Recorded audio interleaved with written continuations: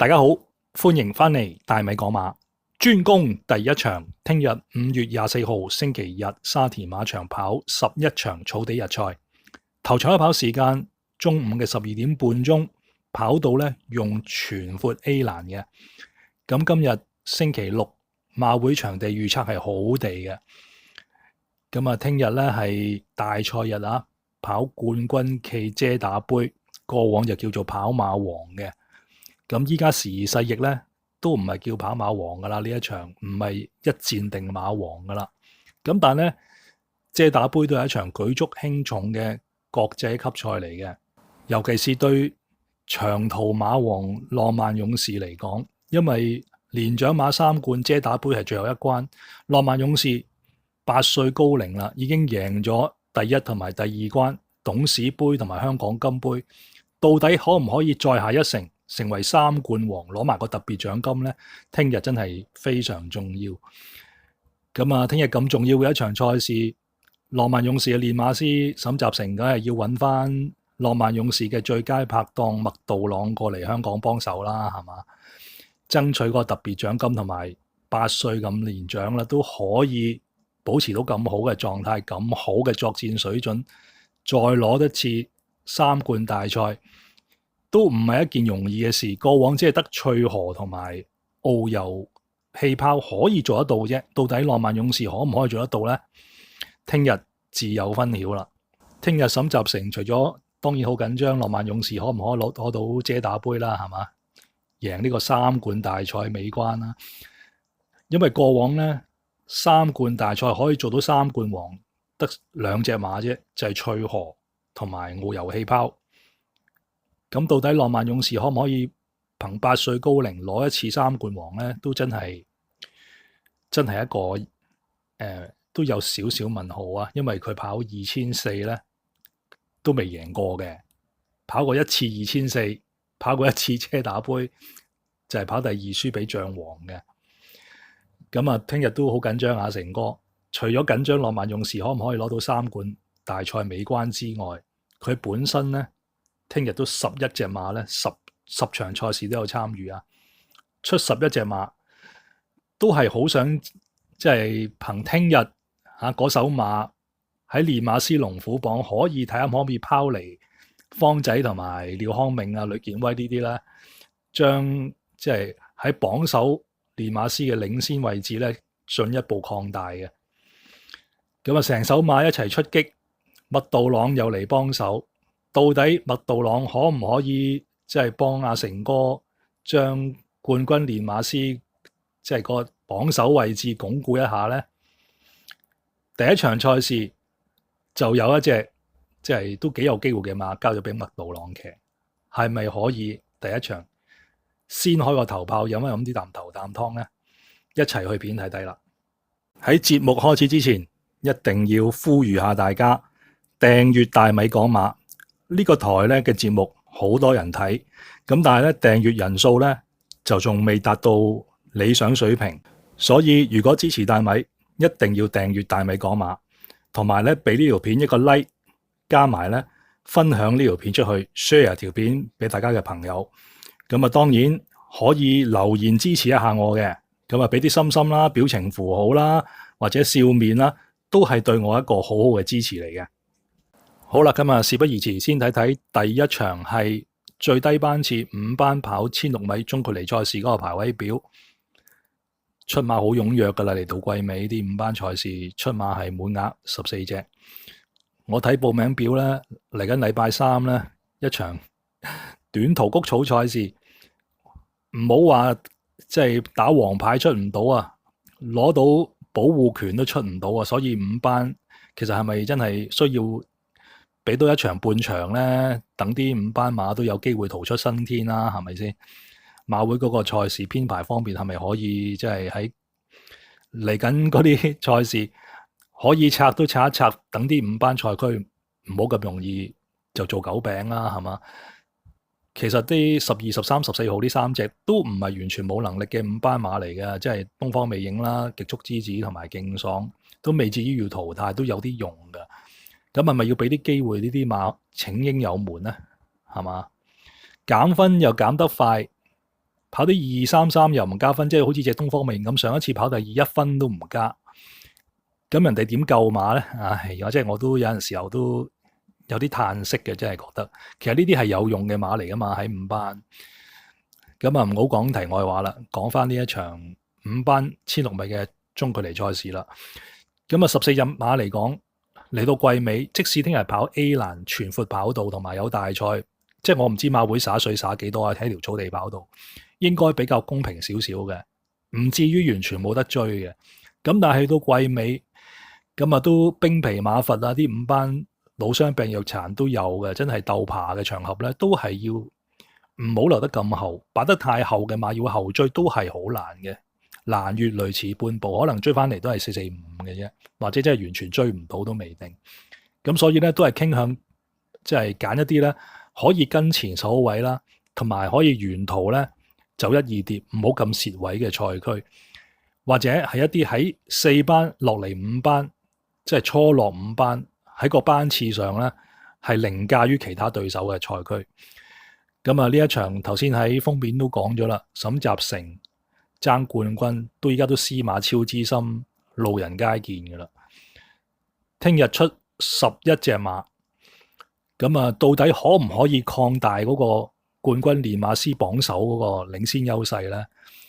咁啊，揾到麥道朗騎啊，呢隻7號馬智醒大將，揾到呢位智醒大將麥道朗騎，咁啊呢匹馬都唔可能唔禁制啦啩，成手馬。沈集成馬房第一場7號馬智醒大將，揾到佢心目中嗰個智醒大將麥道朗過嚟騎，咁啊潘頓就騎咗1號威力非凡。咁到底潘頓係揀騎威力非凡，定係沈集成覺得潘頓之前嗰2鋪跑得差啲，專登揾麥道朗嚟騎呢？大家要估，即係都有排估噶啦。到底即係咪真係沈集成唔要潘頓騎啊？定係潘頓揀騎1號啊？定係點呢？係嘛？大家都有排估啦。咁但係呢，如果大家用個平常心去諗，潘頓冇騎到智醒大將，換麥道朗騎，喺個騎師配搭上有冇減弱先？係冇減弱到嘅。咁呢樣嘢去睇呢，其實都持平啦，係嘛？咁而家即係夾硬飛開咗啦，智醒大將，咦有啲賠率喎，大熱門反而落咗，即係可能係潘頓揀騎隻威力非凡身上喎，得5.2倍喎，智醒大將反而有挨近10倍，9.8倍喎，依家拍片時候咧就3點零鐘。咁換嚟賠率加埋馬房要爭冠軍，呢個智醒大將理應要出擊啦，係嘛？咁到底聽日係咪可以贏到第一場賽事咧？咁啊，點解有咁好賠率咧？咁除咗潘頓騎喺威力非凡之外，智醒大將都有好多問號存在，所以就可以換嚟賠率啦。否則一定係大熱門啦，係嘛？咁啊，一陣間再慢慢解拆。但係先睇一場賽事先，就係智醒大將嚟咗香港唯一一次上名嘅紀錄，就係大前鋪496場次3月8號跑嘅田草1400米私欄賽事啊，5班賽。咁排喺第7位，出閘就慢閘嘅，但係咧潘頓好醒啊，即刻攝咗條欄先，慢慢逐步蠶食上嚟啊。咁啊，直路上邊咧最嬲尾100零米都仲爭好遠，我仲爭3幾個馬位，但係最後50米拉屎越衝越有，爭啲可以贏馬，跑多1步都贏呢一場，最後輸個鼻俾劍無情嘅啫。睇睇呢條片，睇下智醒大將點跑法呢場496場次。雖然係跑1400，我認為咧都好有參考價值。睇完片翻嚟再傾。係工程小子嚟嘅，咁啊跟住響第2位咧有劍無情啦，不假外求第3，金鑽精靈第4啊，內欄第5橙衫咧有全神貫注啦，中間星之遠啦，出邊63大面箍啊海船幸運啊，後多層攝入去入邊咧就威威父子，跟住入邊咧大面箍仲有呢隻智醒大將啊，攞出去中外檔衝噶嘛，有紅當當焦點啦同埋旋風傳奇嚟噶，好啦，最後300零米啦，工程小子拋離後邊嘅對手有3個馬位喎，內欄追緊上嚟噶嘛，有全神貫注，中間金鑽精靈，後多層智醒大將喺馬林中間追，出邊紅衫仲有隻紅當當，最後100零米啦，工程小子唔多啦，埋邊上咗嚟，有全神貫注，中間劍無情，出邊智醒大將接近終點第1名要影相啊！好啦，咁啊睇完片翻嚟啦，呢一場智醒大將我認為佢有機會贏嘅，當然即係喺最嬲尾影相嘅時候爭啲咁多運氣，啄輸俾阿劍無情啦。咁但係如果大家睇翻轉彎入直路起初咧，潘頓係幫隻馬攞個平衡啊，調整佢嗰個步穩啊，係嘥咗一段時間嘅。或者大家覺得潘頓即係入直路之前嗰百零米唔係咁大，即係努力啊，唔係咁喐緊去跑啊。如果喐緊少少咧，係有得追嘅，追得到嘅應該。咁但係都唔好深究係咪潘頓喺前邊 hea 咗少少啦。但係佢最嬲尾嗰50咧，立正個正腳出嚟，一彈出嚟咧，哇！真係跑多半步啊，唔好話跑多一步，跑多半步都贏噶啦。咁睇翻同場贏馬嘅劍無情，跑第3名嘅全神貫注，跑第4名嘅金鑽精靈，同埋之後嗰啲焦點啊、快樂老窩呢啲、威威父子呢啲，全部喺5班咧係可以贏馬同埋上名嘅。劍無情再贏啦，嬲尾全神貫注已經升咗上4班啦，金鑽精靈贏馬啦，係咪啊？都唔使講啦，之後再贏2鋪添啦，又係升上4班啦，上4班照贏啦。咁啊，焦點之後跑谷草165厘米頂磅都照贏啦。咁所以咧，呢一場賽事水準咧係毋庸置疑嘅，喺5班咧屬於高水準賽事嚟嘅。咁智醒大將可以有咁樣嘅賽績，起步漏閘，咁啊直路上邊拉屎百零米先至正式去全力砌落去，都可以爭啲咁多贏，即係話呢隻馬喺5班係超啦。咁當時智醒大將咧仲係講緊個評分比依家高少少噶。咁依家個評分咧就再減噶，因為近呢2鋪跑得差咧，評榜員再減2分嘅。咁今次孭個評榜同頭先睇嗰條片跑1400咧係一樣，孭129磅揾麥道朗騎嘅。咁點解依家個賠率咁好分啊？有差不多10倍啊，隔晚。原因咧就係對上嗰2鋪跑得好差，跑到尾個尾尾嗰2名嘅。咁點解今次大米你又揀啊？第一個原因喺5班一定超啦，係嘛？頭先睇咗條片就知啦。第二個原因，呢隻馬今次咧揾麥道朗騎。如果揾其他騎師騎，如果隻潘頓揀騎威力非凡，智醒大將唔係揾麥道朗騎，我一定唔揀。同埋佢排咗1檔靚檔。第3個原因，佢今次咧唔用羊毛面箍同埋唔紮脷，喺個配備上有改變。可能大家會覺得哇，個配備上有喐喎，佢之前即係戴羊毛面箍同埋綁脷好嘅喎。咁點解今次沈集成又唔戴羊毛面箍同埋唔綁脷咧？因為大家睇翻即係今季嘅賽績，佢戴羊毛面箍同埋綁脷，我覺得係個羊毛面箍關事啊。佢戴羊毛面箍咧，次次出閘都慢嘅。咁但係佢唔戴羊毛面箍嗰次，就係前一鋪跑1006米，4月12號啊嘅596場次出閘係順利嘅，可以擺到喺前邊跑噶。所以我預期呢一隻智醒大將今次排個黃金1檔，係唔會慢閘同埋唔會擺咁後，會擺啲中間偏前位4、5位跑，緊咬步速跑噶。如果真係做得到呢樣嘢，今場機會我認為幾好噶。咁仲有一個疑點，大家解拆唔到就係佢跑1600，好似麻麻地喎。前一次已經剝咗啲配備啦，係嘛？曾情想跑1600，沿途跟手好位，但係翻嚟咧跑個美國美亞美嘅13名喎。大家對佢路程有懷疑。咁我認為佢路程冇懷疑嘅，點解？睇血統應該係得嘅。再一件事就係沈集成，既然佢已經試過田草1600，再跑翻田草1400啊，即係596場次試過1600跑到美國美亞美，上一次再跑翻田草1400已經減翻程落去跑啦。咁如果隻馬係唔得，佢點解仲要增程上翻去跑田草1600先？係嘛？呢樣嘢練馬師已經認為呢匹馬跑田草1600係一定得。咁今次咧就除咗個配備，只係綁脷啫。呢隻智醒大將一定係有計嘅。大家睇翻佢跑田草1600第一次跑啊4月12號596場次嗰鋪，賽前係試過田草16米閘，試準咗先嚟跑，但係嗰次跑翻嚟唔係咁理想咧，純因係個排檔唔好，同埋潘頓咧係沿途可以貼住條欄，佢唔貼，好早就轉咗出嚟，咁嗰個位咧就俾咗金鑽精靈上咧，金鑽精靈跑得好，咁佢咧就跑得差。嗰場個賽績我認為可以抹咗佢596場次。咁今次潘頓我唔知佢係咪揀騎啊，但我認為沈集成咧係專登俾麥杜朗騎嘅。咁喺咁嘅情況底下，1600米一定得，唔用羊毛面箍，我認為佢出閘唔會慢，應該可以沿途跟手好位，排個一檔靚檔，1600米又得，加埋今場又有賠率。沈集成要爭冠軍練馬師，你睇翻近期沈集成咧收埋咧啲5班嗰啲垃圾馬都照收噶。去到季尾都照收，可想而知佢幾想贏冠軍。咁既然佢啲5班賽區都收埋啲垃圾，都已經係都幾多啦。即係近期收埋丁冠豪嗰隻大浪原田轉過嚟啦，蘇慧賢嗰隻始終如一又轉過嚟啦。咁啊，另外有一隻都跑嚟跑去都唔得嘅，應該之前喺鄭俊偉隻常多少又走咗過嚟啦。咁啊已經咁多5班嘅中距離馬啦。咁智醒大將係咪要快手贏翻場？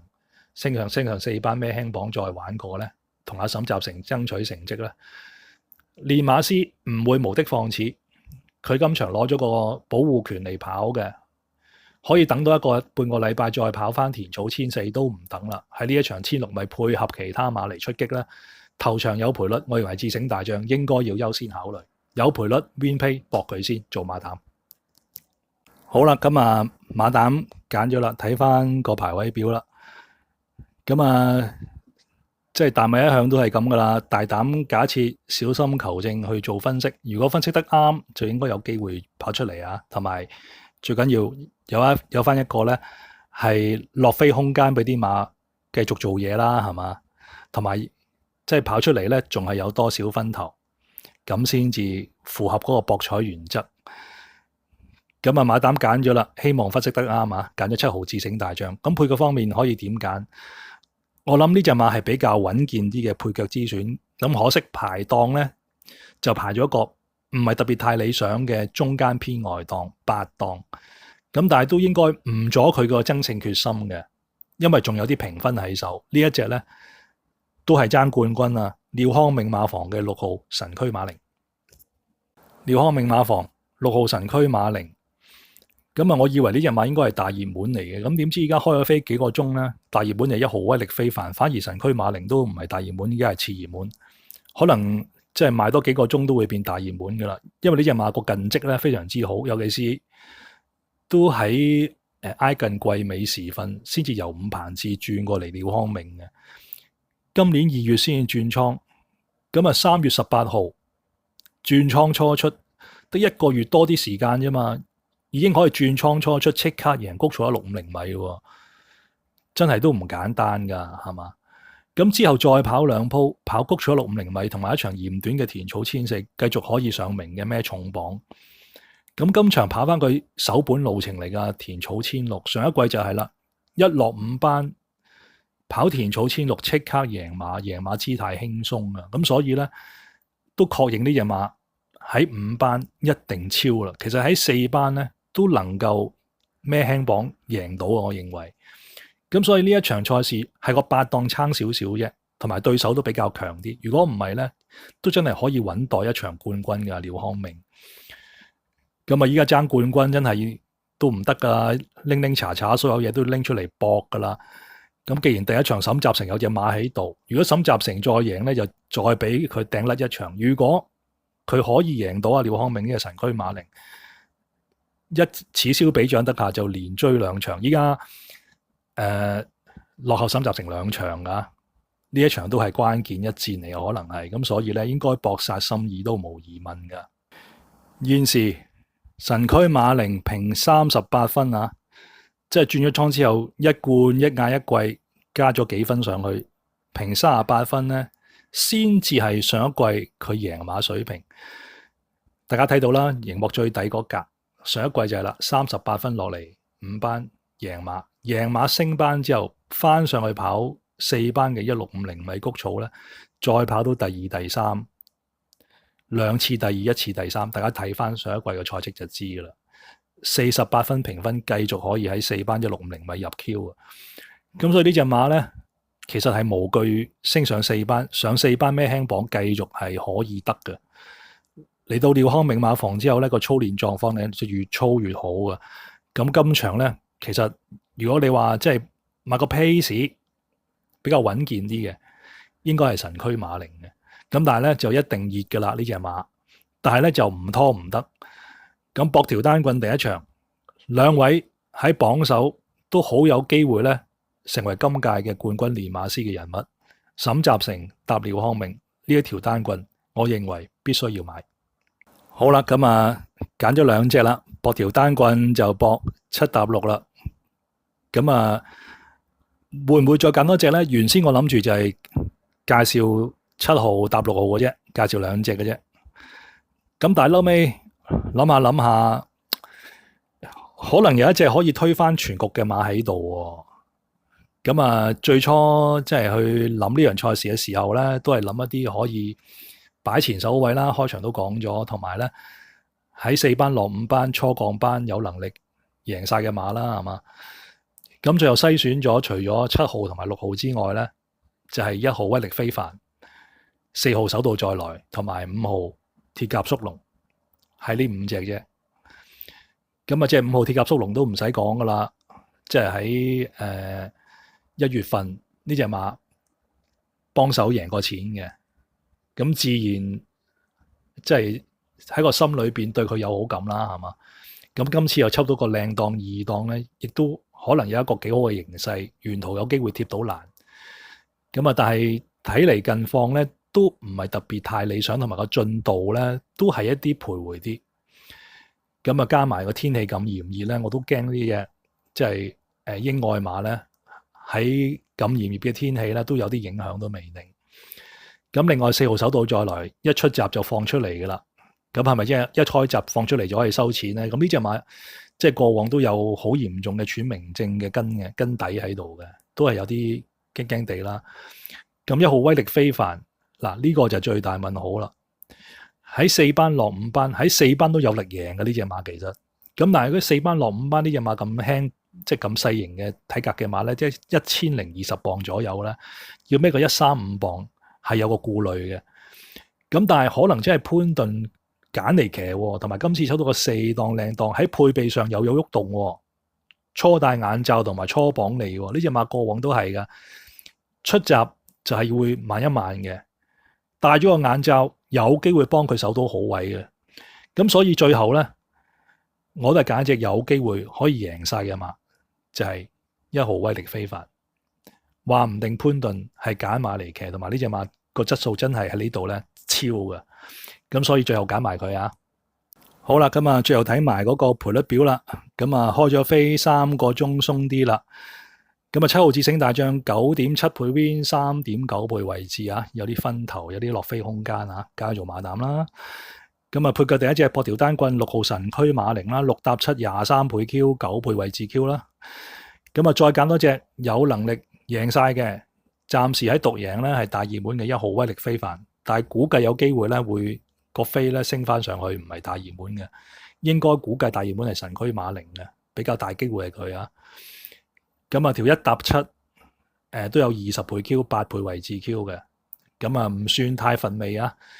咁啊，兩大師傅揀晒麥道朗、潘頓，加埋一隻爭冠軍，求勝心切，配奧爾文路拍檔嘅廖康銘6號神驅馬靈轉倉有進步啊。咁睇下呢3隻，我認為咧喺第一場裏邊質素比較稱先啲嘅馬咧，係咪可以3隻翻晒嚟啦？好啦，咁啊睇埋個心水表啦。咁啊馬膽揀沈集成馬房嘅7號智醒大將啊，智醒大將麥道朗係咪可以幫佢打開處女之身，贏出首場勝利，幫阿成哥喺練馬師龍虎榜再拋嚟一場呢？至為關鍵啊，因為6號神驅馬靈都好大機會啊。今場馬膽7號博 win pay 博7號智醒大將，配腳方面第一隻首選6號神驅馬靈。再揀多一隻1號威力非凡，7號膽拖6號同1號，第一場167，睇下可唔可以3隻翻晒嚟飲一飲呢啖頭啖湯啦。好。好啦，咁啊，最後簡短做一做總結，都係嗰句，跑馬無必勝，小注可怡情。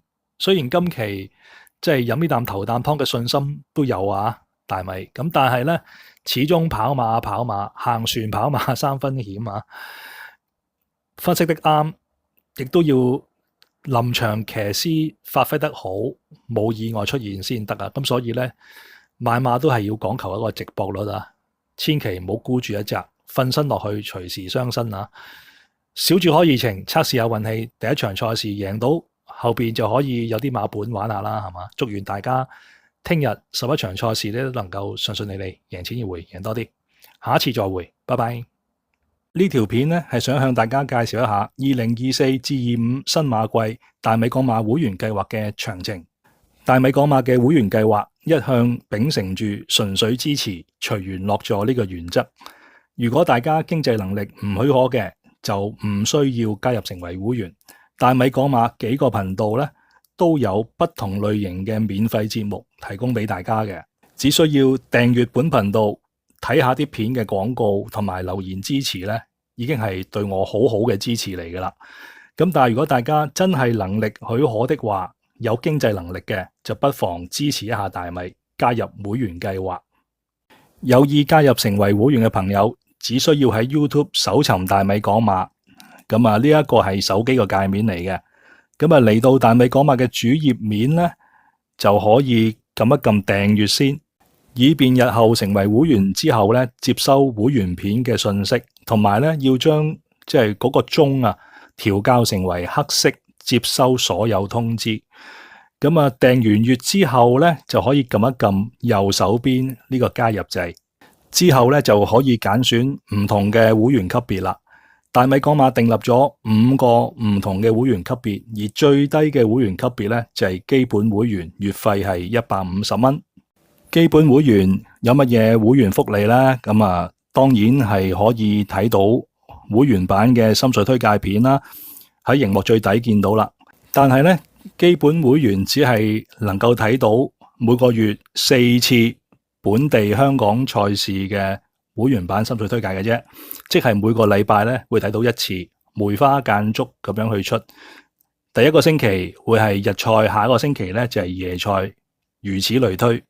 除咗香港賽事嘅心水推介片之外咧，仲可以睇到越洋賽事嘅心水推介嘅，如果有的話。咁喺暑期咧就會即係我都會揀幾次越洋賽事嘅心水推介咧，係俾會員朋友嘅。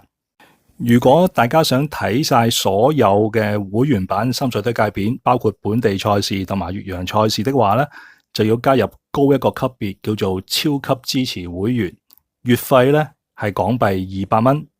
除咗可以睇晒會員版嘅心水推介片之外咧，入會累積滿18個月，即係1年半咧，就可以加入大米港馬嘅 WhatsApp 資深會員群組嘅。如果大家想支持大米多一啲，可以選擇更高級別嘅會員計劃嘅，月費咧就會相對比較高。咁而加入資深會員群組嗰個時間咧，亦會縮短一啲。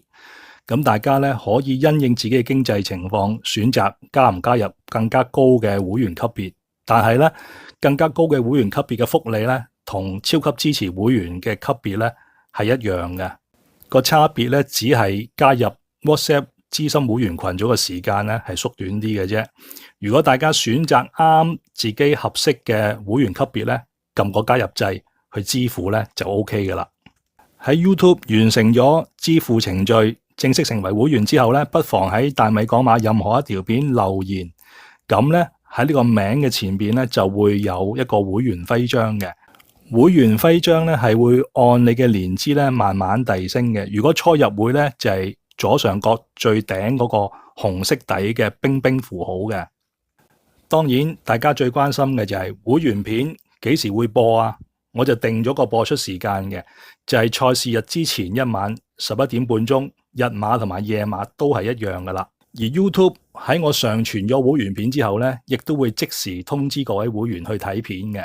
所以大家謹記要訂閱大米港馬，同埋咧接收所有通知，確保係收到通知咧去睇會員片。